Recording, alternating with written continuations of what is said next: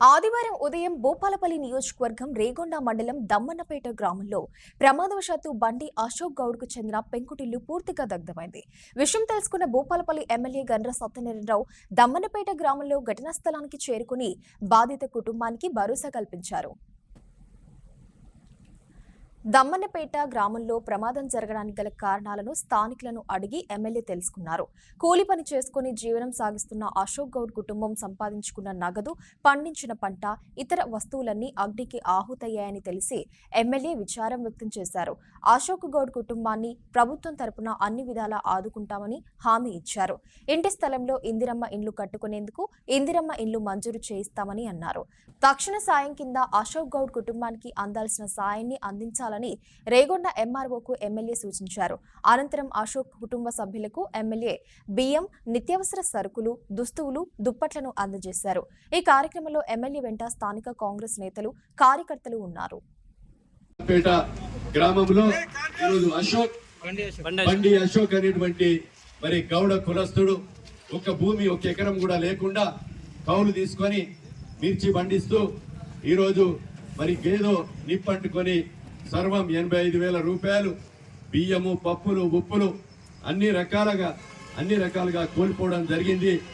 ఆ యొక్క బండి అశోక్ ఇల్లు కుటుంబాన్ని కాంగ్రెస్ పార్టీ అండగా ఉంటాం. రేపు ఆ కుటుంబానికి ఇందిరమ్మ ఇల్లు వెంటనే మంజూరు చేస్తాం 5 లక్షల రూపాయలతో. అదేవిధంగా ఇప్పుడు కూడా ఆ కుటుంబానికి చీరలు, బట్టలు, మరి ధోతి, దుప్పట్లు, అదేవిధంగా కిరాణం సామాను, అదేవిధంగా మన యొక్క బియ్యం కూడా మన పార్టీ పరంగా మన నాయకులు అందించడం జరిగింది. మేము కూడా సహకరించాం. రేపు 8,000 రూపాయలు ఎంఆర్ఓ గారు అందిస్తారు.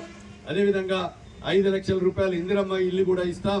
ఆ కుటుంబానికి అండగా ఉంటాం. రేపు రాజు యువ వికాసులో వాళ్ళ యొక్క చదువుకున్న పిల్లలున్న రుణ సౌకర్యం కూడా కల్పిస్తామని ఆ కుటుంబానికి తెలియజేస్తూ, అదేవిధంగా వాళ్ళ ప్రగాఢ సానుభూతిని తెలియజేస్తూ, ఇలాంటి విషయాల్లో రాబోయేటువంటి ఎండాకాలంలో మంచినీళ్ళు ఎద్దడి కానీ, అదేవిధంగా ఇలాంటి మరి బాంబులు పేల్చే కార్యక్రమం పైకి పేల్తానే 120 బాంబులు పేల్చుడు కాదు. ఒక్క బాంబు కూడా మేము ఏ గ్రామానికి వచ్చినా బాంబులు పేల్చొద్దు. అదేవిధంగా బోకెలు తేవద్దు, శాల్వాలు కప్పద్దు.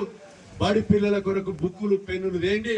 మీ స్కూళ్లలో బాగు చేయండి తప్ప ఇలాంటి కార్యక్రమాలు తెచ్చి ఇండ్లు కాలబెట్టే కార్యక్రమం కూడా చేయొద్దని, అదేవిధంగా గ్రామాల్లో మరి అదేవిధంగా ఈ ఎండాకాలం వరకు అధికారులు కూడా అప్రమత్తంగా ఉండి మరి ఈ యొక్క వేడిని, ఈ యొక్క నీటి ఎద్దడిని కూడా నివారించే విధంగా తగు చర్యలు ఈ ప్రభుత్వం తీసుకోవడం జరుగుతుందని ఈ సందర్భంగా తెలియజేస్తూ